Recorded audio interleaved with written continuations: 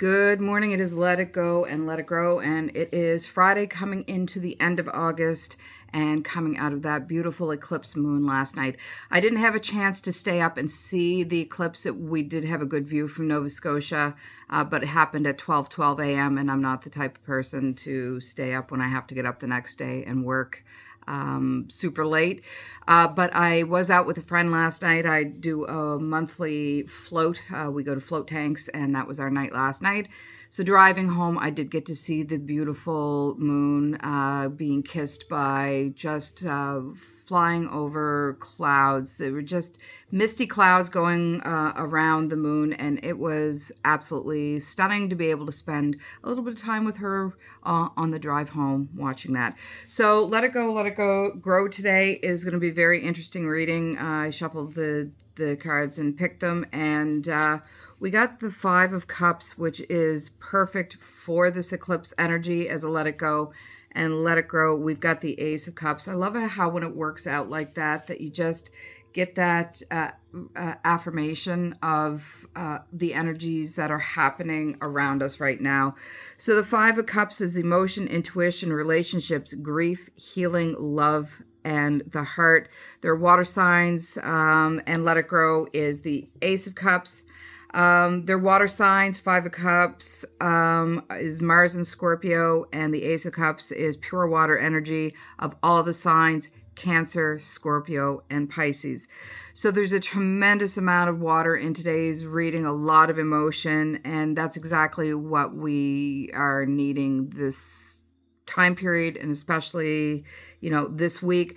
They are their emotional realms, but they're very different expressions of that heart and that energy. Five of Cups hold the grief, disappointment, regret, loss. And the Ace is love, compassion, growth, emotional healing, and healing in general, and intuition, which falls into the moon.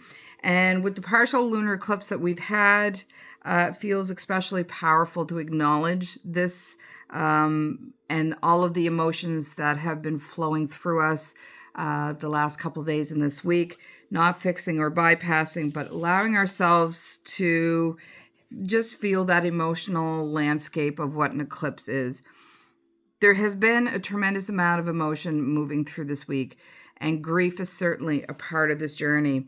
We've collectively said goodbye to Dolly, Parton, and Tim Curry, and to extraordinarily people, and also the man who did the voice of Optimus Prime also died. So very big week for losing icons for sure. For many people who follow the LGBTQIA, the community, these losses are huge because Dolly Parton became beloved not simply because of her music and her humor, but the enormous personality, the kindness, generosity, and the acceptance of all beings.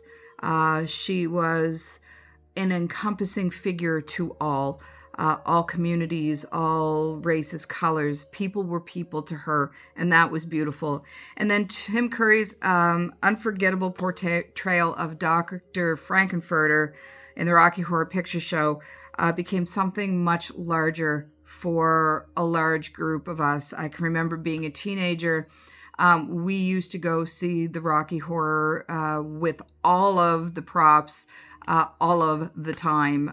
It was a standard thing for us to do, to the point, even at this stage of life, my husband said to me, I've dragged him to Rocky Horror Picture Show dinner theaters, plays on our stage downtown, Neptune Theater.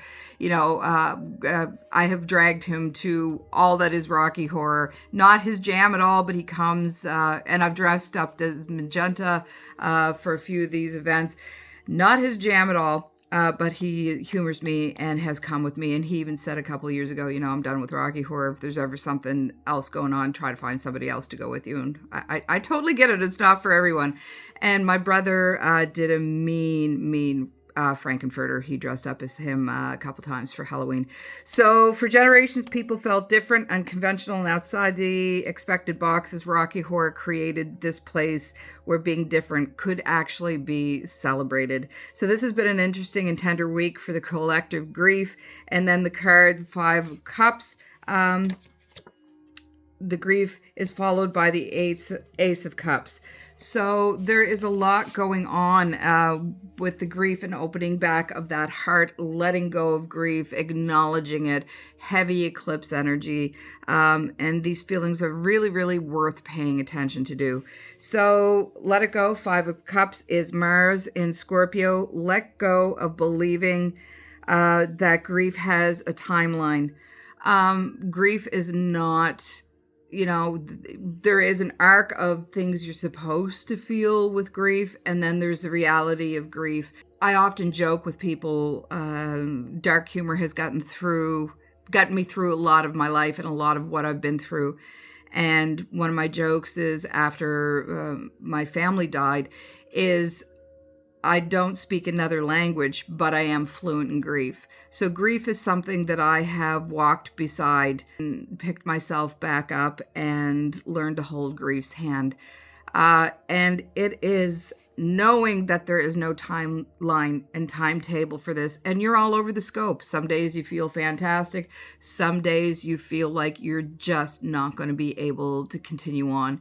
And knowing that these are moments that will pass through, as hard as it is at the epicenter, knowing that as time goes on, that you grow around that grief, it never leaves. It's always living. I always say right behind the eyes. It is always there. But knowing that you do grow around it and learn how to cope with it and tools to help you through it. Don't judge yourself on your timeline. So release the guilt around how you feel of how long something affects you. Once again, something that affects you deeply to the core might not affect the next person. There is no judgment in them and no judgment in you. Take the time you need and recognize that and really honor those feelings. I had a really hard birthday this year. It was a couple of weeks ago. And I don't think I've felt that much grief on my birthday in a very, very long time. And I just had to sit with it and deal with it. Distract myself a bit from some things. And I had a conversation with a friend. So my birthday was August 9th, and then the 11th was the anniversary of Ray's stroke last year. And I realized that I had locked that part of my grief down. I hadn't dealt with it. So that's what I've been going through the last few months, just coming to terms with the magnitude of that whole experience. I had to shut down to move forward. And now I'm in the process of peeling those layers back and dealing with them. So my birthday was rough. And I had a conversation with a friend of mine, and she was saying to me, why don't you see the grief as your birthday as something you honor? So choose another day to have your birthday. Honor the grief on your birthday. And then maybe a week later, celebrate the birthday then. But your actual birthday, know that there are going to be wounds that you're going to have to tend to. And, really encompass that and don't judge yourself. So it's been a real month of grief and just everything culminating. It's been interesting to realize that we are still in these cycles, and that not to judge yourself, because you don't know what somebody else is going through. Their journey is not your journey. Their walk is not your walk. And we all handle things differently. So be gentle with yourself. Let go of replaying what can't be changed. And this is a lot of where trauma therapy comes in. Trauma therapy is absolutely amazing with working with the now forward. Yes, you're going to have to touch base on some of the issues that happen behind you. But for the most part, trauma therapist works with the here and now and where you want to go forward. You don't want to get stuck in reliving these patterns, these memories over and over and over again, because all you do is trap your brain in that, and you don't heal well. So if you work with a good team of people, find a great therapist who is versed in grief and trauma therapy.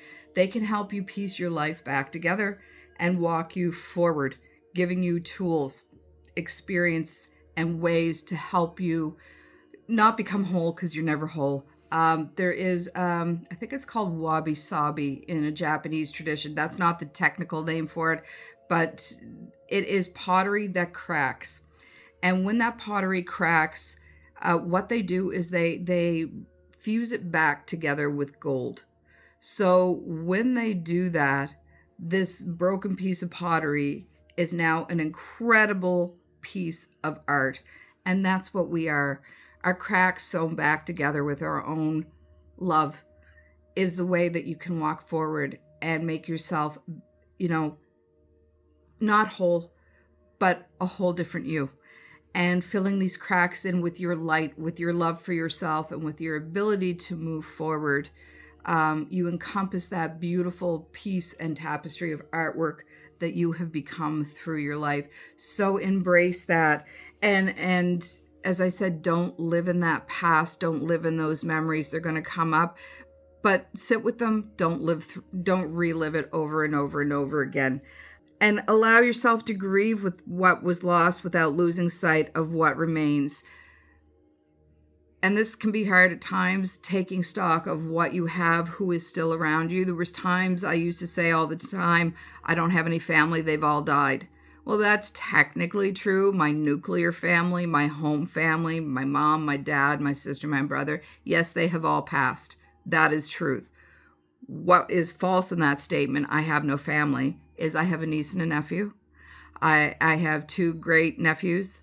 I have auntie who's 89, who lives in New Glasgow. I have my beautiful husband. I have a fantastic, loving, beautiful stepdaughter, Laura. I have family.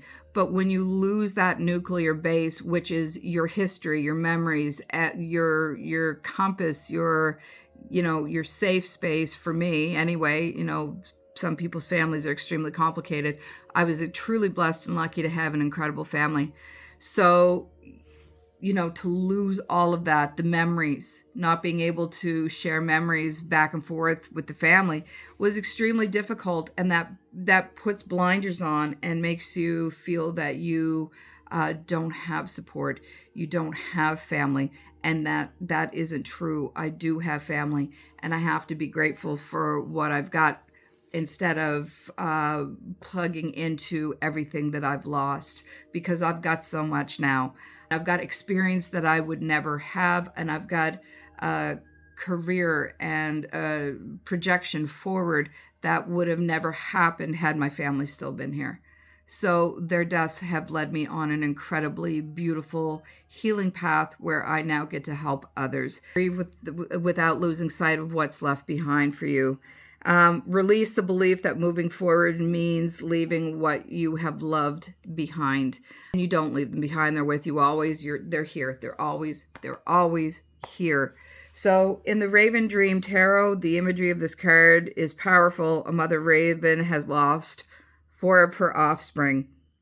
The grief is enormous. Her cries stir the water around her into a vortex, and she becomes consumed by what she has lost and cannot see the one fledgling who still remains. That little raven needs her, loves her, and still needs her warmth. Still represents life. The story isn't telling us that the mother raven shouldn't grieve. Of course she should. Her loss is real.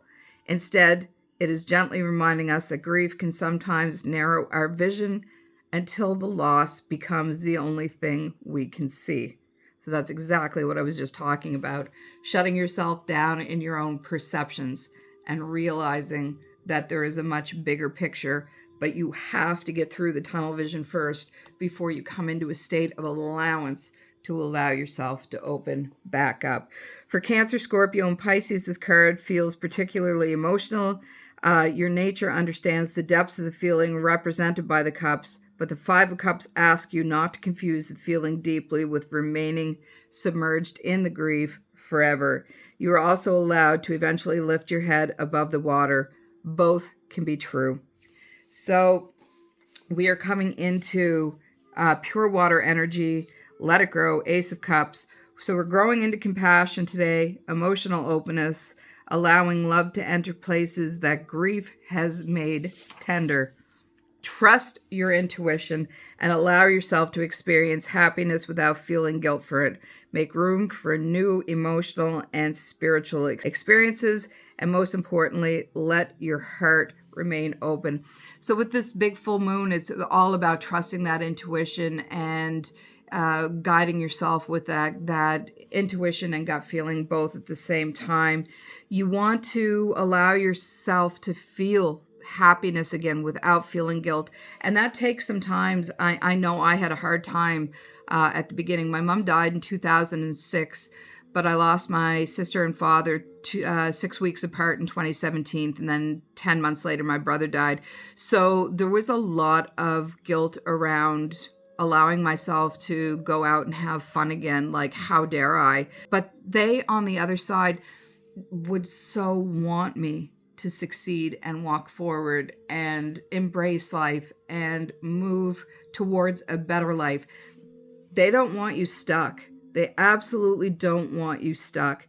And they want you to make room for those new emotional and spiritual experiences. This has been, as I said a few minutes ago, the biggest thing that has cracked me open to my spiritual path was their loss.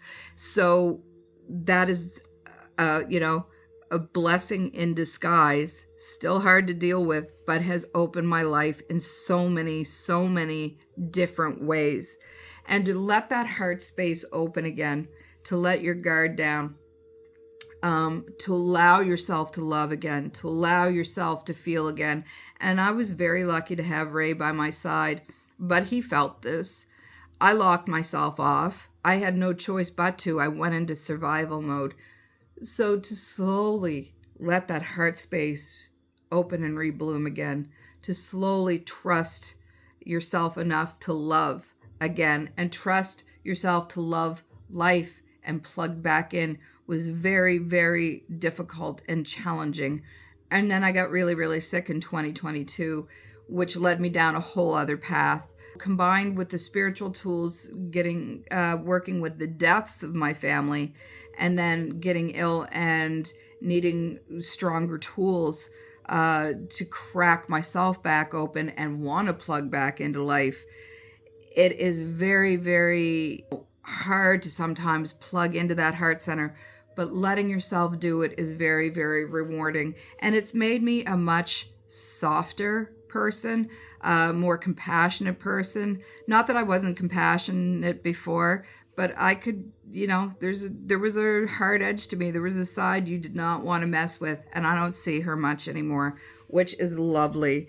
So the Raven Dream Tarot gives us a beautiful image here. The raven finds herself beside a peaceful lake, and it is emerges a mystery claw holding a magnificent lotus. The raven simply watches, and the longer it looks, the more something begins to move through it. Happiness, awe, peace, emotional fulfillment. The lotus is especially meaningful here. It rises from the dark, muddy water and still opens towards the light. This doesn't mean the darkness wasn't real. It means that something beautiful can grow from it. So the water sign note for Cancer, Scorpio, and Pisces. The Ace of Cups is an invitation to let your emotional sensitivity become a source of healing rather than something you need to protect yourself from. Your heart does not need to become harder because it's experienced loss. It can become deeper. Because grief does strange things to our vision. When something we love or disappears, our attention naturally goes towards the empty space. Who isn't here anymore? What did I lose? What will never happen again? And those questions deserve room, but the Five of Cups gently asks us another question. What is still here? The mother raven is surrounded by evidence of a devastating loss, but beside her life, something still needs to be loved. And then we move into the Ace of Cups, and suddenly there is water again, but it has changed.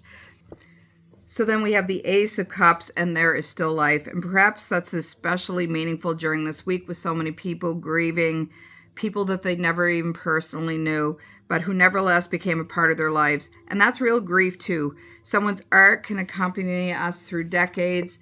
A character can give permission to be themselves. A person's kindness can restore a little faith in humanity. And when a person dies, something moves through us. The Five of Cups says feel that, acknowledge it, honor it. And then the Ace of Cups says, but don't close your heart because you felt it. Because extraordinarily thing about love is that grief cannot actually erase it. In many ways, grief exists precisely because love was there first.